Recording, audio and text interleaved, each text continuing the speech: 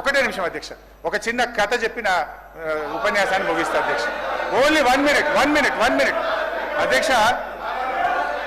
పంచతంత్రంలో చిన్నయ్య సూరి గారు చెప్పిన కథ అధ్యక్ష. ఇది పంచతంత్రంలో చిన్నయ్య సూరి గారు చెప్పిన కథ అధ్యక్ష. ఒక నక్క ఆహారాన్ని వెతుకుంటూ ఊర్లోకి వచ్చిందట అధ్యక్ష.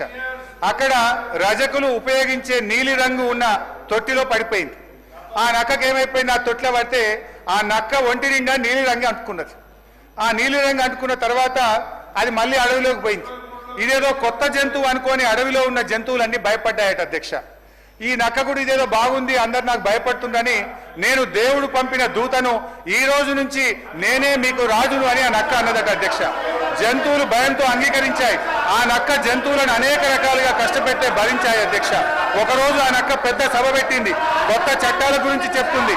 అంతలోనే పెద్ద వర్షం పడి ఆ నక్క అంటిన నీలిరంగంతా కరిగిపోయింది.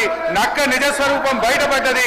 మాయ మాటలతో మారువేషాలతో పెట్టే భ్రమలు ఎక్కువ కాలంలో నిలవదు అన్నది ఆ యొక్క నీతి సూత్రం అధ్యక్ష.